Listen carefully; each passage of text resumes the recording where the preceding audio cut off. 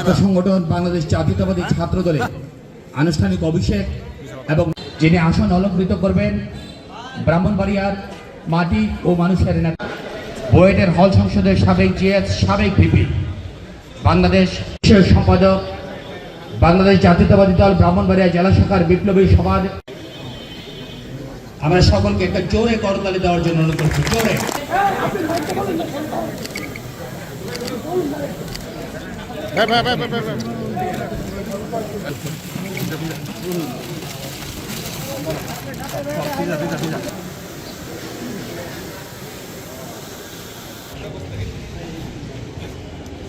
ষোলো তারিখ প্রেস ক্লাবের সামনে ছাত্রলীগের হামলায় আমরা সরে যেতে বাধ্য হই, কিন্তু তাই বলে আমরা দমে যাইনি।